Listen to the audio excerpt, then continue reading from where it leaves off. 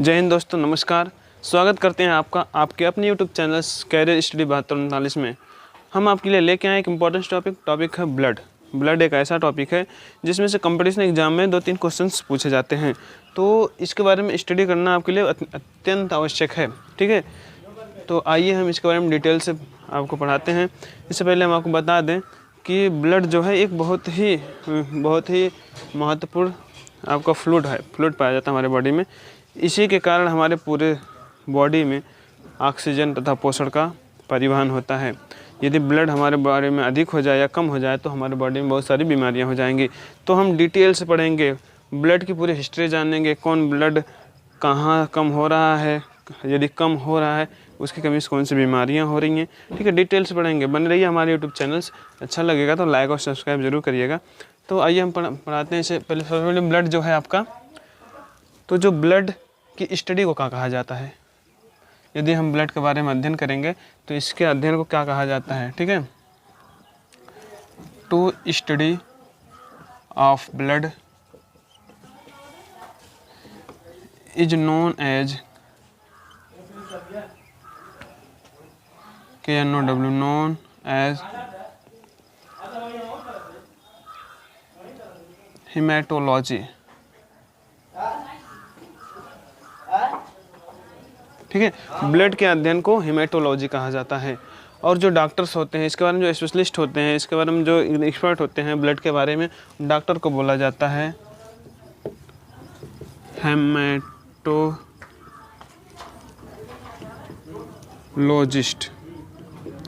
ठीक है, और हम ब्लड को जिस सिस्टम में अध्ययन करते हैं, जिस तंत्र में अध्ययन कहते हैं, उस तंत्र को क्या कहा जाता है, सिस्टम।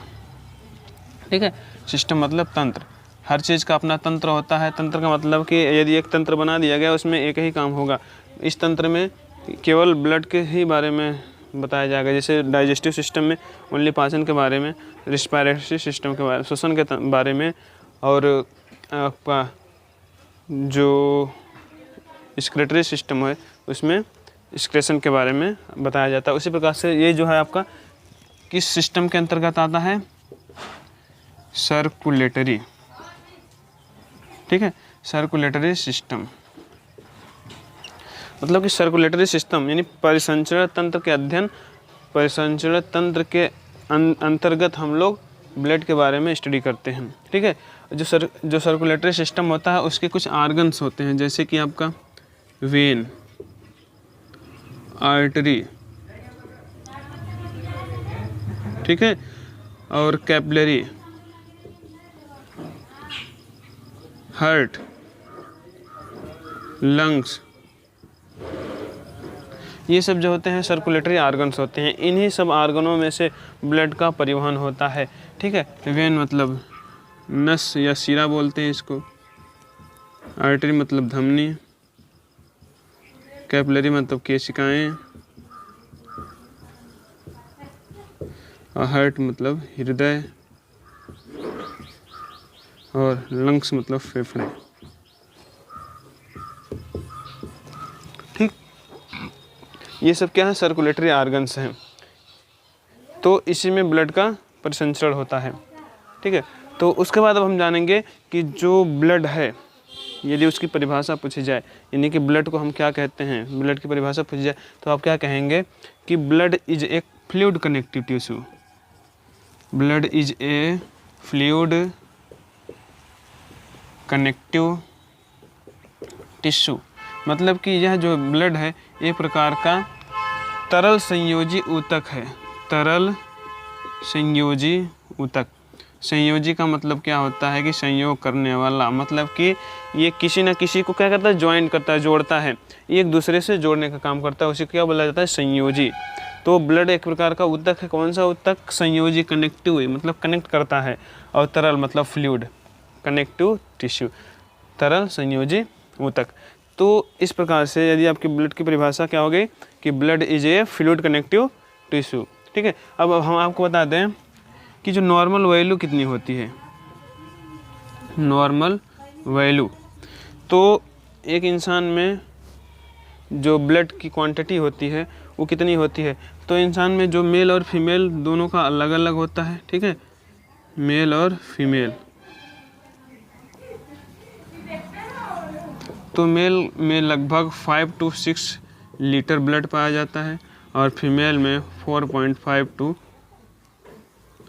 5.5 लीटर ब्लड पाया जाता है, नियर अबाउट, ठीक है। ये कम बेसी हो सकते हैं बॉडी वेट के अकॉर्डिंग। तो हमारे बॉडी में जो ब्लड होता है वो बॉडी वेट के अकॉर्डिंग डिपेंड होता है। तो जो फीमेल की बॉडी होती है वो मेल की अपेक्षा कम होती है, इसलिए फीमेल के अंदर ब्लड कम पाया जाता है, ठीक है। तो फीमेल के अंदर से बॉडी के कई आर्गन्स कम पाए जाते हैं, छोटे पाए जाते हैं, जैसे लंग्स हो गया, किडनी हो गया, ठीक है, और आपका लीवर्स हो गया, स्टमच हो गया। तो ऐसे बहुत सारे आर्गन्स हैं जो फीमेल के छोटे और मेल के बड़े होते हैं।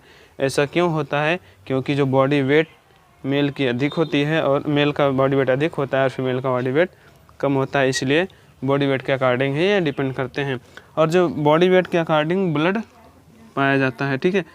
तो यदि किसी का बॉडी वेट आपको पता है तो आप ये निकाल सकते हैं कि उसके अंदर कितना लीटर ब्लड है, ठीक है। जैसे कितना परसेंट होता है? 8% बॉडी वेट का होता है। बॉडी वेट का 8% यदि हम निकाल लेंगे तो उसके बॉडी के अंदर कितना ब्लड है ये हम जान लेंगे। जैसे कि यदि किसी मेल अथवा फीमेल का जो बॉडी वेट आपको पता है, मान लिया जाए कि 60 kg का एक इंसान है, ठीक है, 60 kg का एक मेल अथवा फीमेल है, तो उसका हम लोग 8% निकाल लेंगे। परसेंट का मतलब क्या होता है? 100, ठीक है। तो इसको हम लोग जब भाग देंगे, 0 कट जाएगा, 6 8 48 हो जाएगा, बट्टे 10, इसको काट देंगे, 10 चौक 40 और 10 अट्ठे 80, तो इतना लीटर लगभग ब्लड आ जाएगा, ठीक है। एक 60 kg इंसान के अंदर लगभग 4.8 लीटर ब्लड पाया जाता है। तो बॉडी वेट के अकॉर्डिंग यह डिपेंड करता है, ठीक है।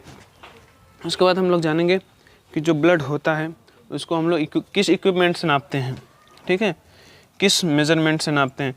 तो जो इक्विपमेंट है वो है आपका हीमोसाइटोमीटर, ठीक है।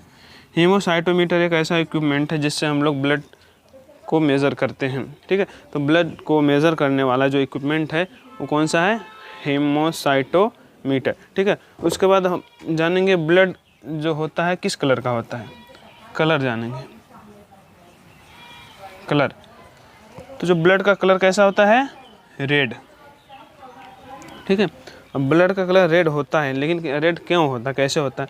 तो हम बता दें, हर कलर के पीछे, मतलब हर कलर के पीछे, जैसे कोई भी प्लांट हो या बॉडी का कोई भी ऑर्गन्स हो, बॉडी के अंदर कुछ भी जो पाया जा रहा है, जो कलर दे रहा है, कोई ना कोई कलर दे रहा है, उसके पीछे कोई ना कोई पिगमेंट, कोई ना कोई वर्णक जिम्मेदार होता है।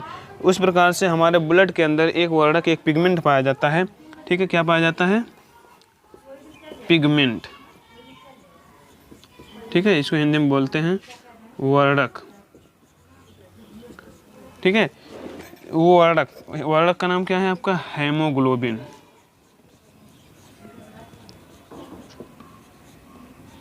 हीमोग्लोबिन एक वर्णक पाया जाता है और इसी वर्णक के कारण जो ब्लड होता है कैसा होता है? लाल होता है, ठीक है। और एक चीज़ बता दें आपको, एक जीव होता है जिसको बोला जाता है कॉकरोच। कॉकरोच नाम सुना होगा आप लोगों ने। तो कॉकरोच एक ऐसा जीव है जिसका जो ब्लड होता है किस कलर का होता है? इसका जो ब्लड होता है वाइट कलर का होता है, सफ़ेद कलर का होता है, ठीक है। और इसके पीछे भी एक वर्णक जिम्मेदार होता है। तो जो वाइट ब्लड होता है वो किस वर्णक की वजह से होता है? तो इसके लिए जो वर्णक जिम्मेदार है हीमोलिम्फ, ठीक है। हीमोलिम्फ एक ऐसा वर्णक है जिसके कारण ये कॉकरोच का ब्लड कैसा होता है? लाल सफ़ेद होता है, ठीक है। उसके बाद एक जंतु आपको और बता दें, ऑक्टोपस।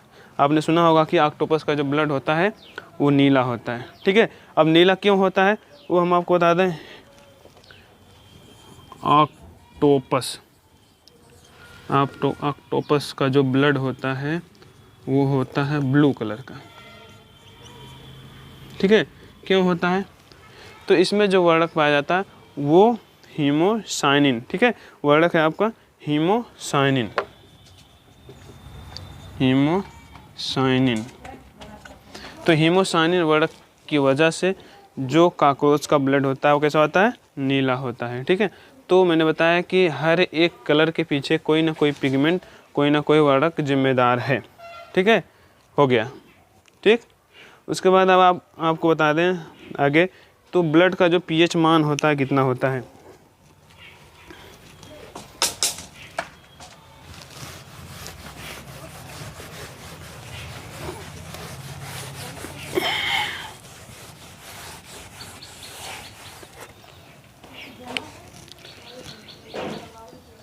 पीएच, तो ब्लड का पीएच होता है 7.4, ठीक है।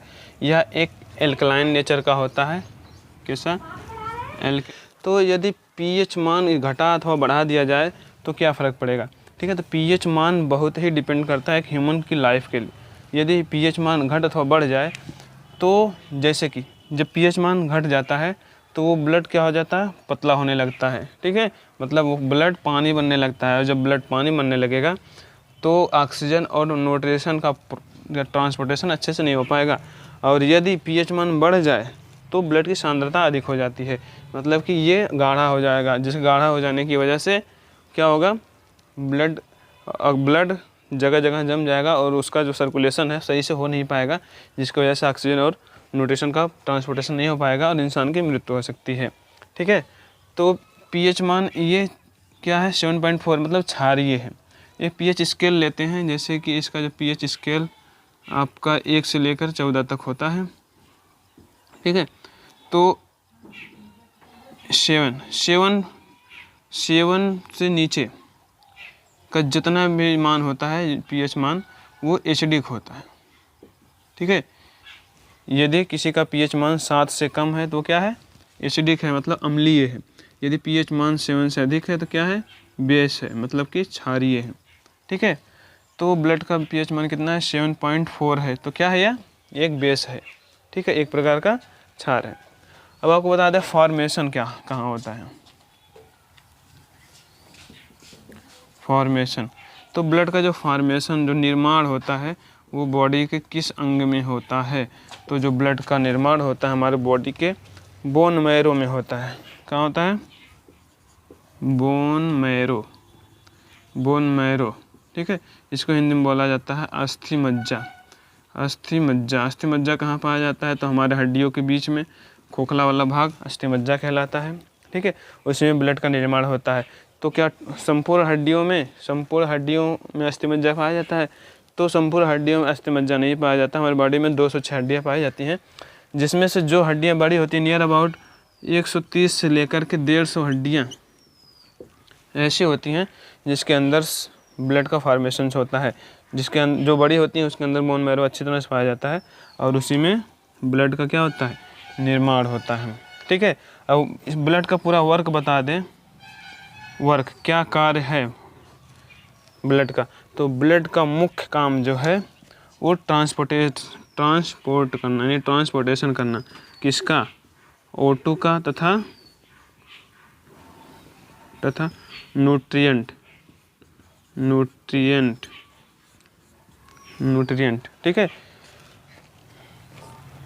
ऑक्सीजन का और CO2 कार्बन डाइऑक्साइड का, न्यूट्रिशन मतलब पोषण का, ठीक है। तो ऑक्सीजन, जब ब्लड ऑक्सीजन में मिलता है तो बना लेता है ऑक्सी हीमोग्लोबिन, ठीक है।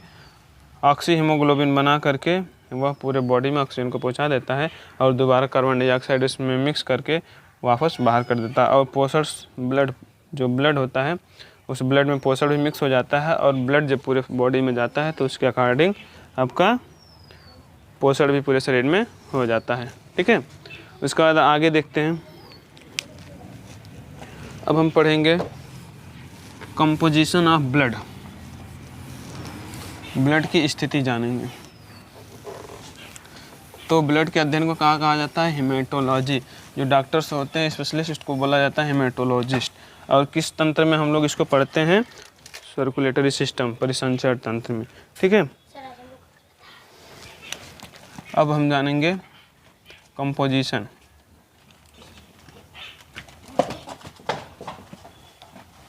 ऑफ ब्लड,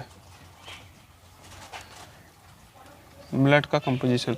तो जो ब्लड का कंपोजिशन होता है वो दो प्रकार का होता है, ठीक है। इसको हम लोग दो भागों में डिवाइड करते हैं, एक प्लाज्मा और एक ब्लड सेल, ठीक है। तो हमारे बॉडी के अंदर जो ब्लड होता है उस ब्लड को हम लोग दो भागों में डिवाइड कर देते हैं, एक प्लाज्मा और एक ब्लड सेल्स। मतलब कि प्लाज्मा और ब्लड सेल्स से मिल करके क्या बनता है, ब्लड। तो ये पूरे बॉडी का यानी पूरे ब्लड का 55% बनाता है और ये 45%, ठीक। अब प्लाज्मा के अंदर क्या क्या पाया जाता है, तो प्लाज्मा के अंदर पाया जाता है H2O, और क्या पाया जाता है, प्रोटीन, और क्या पाया जाता है, ऑर्गेनिक कंपाउंड, और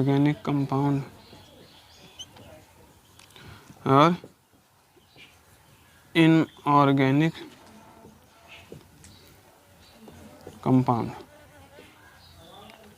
ठीक है। मतलब कि जल पाया जाता है, प्रोटीन पाई जाती है, इनऑर्गेनिक और ऑर्गेनिक कंपाउंड पाए जाते हैं, ठीक है।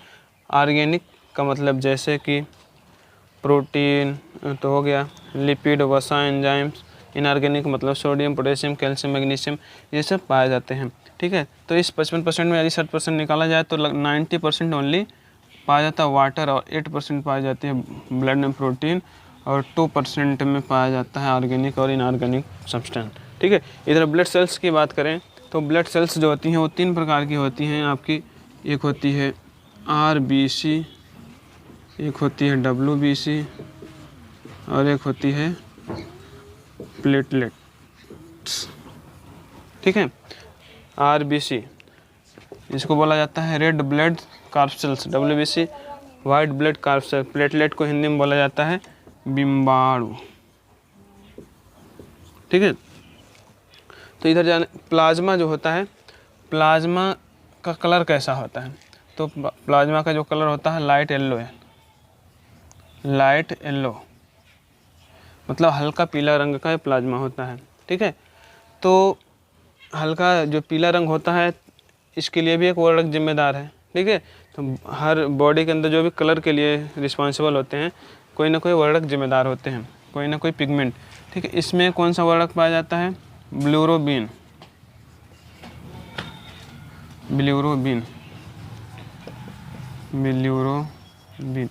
बिल्यूरोबिन वर्णक की वजह से जो प्लाज्मा होता है वो पीला होता है, लाइट येलो मतलब हल्का पीला होता है, ठीक है। उसके बाद आप एक नाम सुने होंगे सीरम, सीरम क्या होता है, ठीक है। तो बता दें सीरम, तो जो ब्लड होता है, ब्लड के अंदर से जो यदि RBC को सेंट्रीफ्यूज करके निकाल दिया जाए, मतलब कि RBC एब्सेंट हो जाए, उसमें से RBC को निकाल दिया जाए तो बचा भाग क्या कहलाता है, सीरम कहलाता है, ठीक। ब्लड के अंदर से यदि RBC को निकाल दिया जाए तो वो बचा हुआ भाग सीरम कहलाता है। अब देखते हैं H2O का क्या काम होता है। तो हमारे बॉडी में जल का बहुत ही महत्वपूर्ण वर्क है। यदि वाटर नहीं रहेगा तो कोशिकाओं की वृद्धि नहीं हो पाएंगी, कोशिकाओं में ग्रोथ नहीं हो पाएगा, और कोशिका मतलब जो जहाँ पानी की कमी होगी वो सूखने लगेंगे, ठीक है।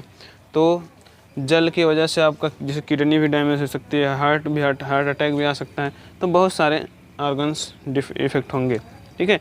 क्योंकि पानी का होना अति आवश्यक है हमारे बॉडी में। दिस प्रोटीन, प्रोटीन का भी होना हमारे बॉडी में बहुत आवश्यक है। बहुत सारी प्रोटीन्स पाई जाती हैं, जैसे कुछ आपको बता दें, ग्लोबुलिन,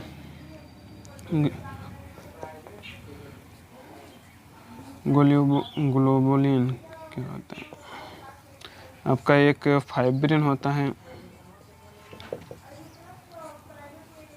ग्लोबुलिन, फाइब्रिनोजन और एल्ब्यूमिन, ठीक है, प्रोथ्रोम्बिन। तो इस प्रकार से हमारे बॉडी के अंदर सब प्रोटीन्स पाई जाती हैं, जिसमें कि एक फाइब्रिनोजन बहुत इंपॉर्टेंट प्रोटीन होती है, एक और प्रोटीन पाई जाती है हिपैरिन। ठीक है, तो इस प्रकार से हमारे बॉडी के अंदर से सब प्रोटीन्स पाई जाती हैं। तो जो फाइब्रिनोजन प्रोटीन होती है, इसका काम होता है ब्लड का कोगुलेशन करना।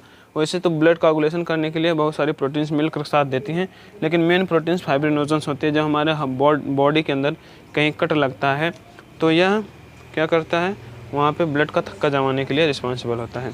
ठीक है, उसके बाद ऑर्गेनिक कंपाउंड, ठीक है, जैसे कि आपका लिपिड हो गया वसा, ठीक, और आपका एंजाइम्स हो गया, विटामिन्स हो गई, ठीक, और कार्बोहाइड्रेट हो गया।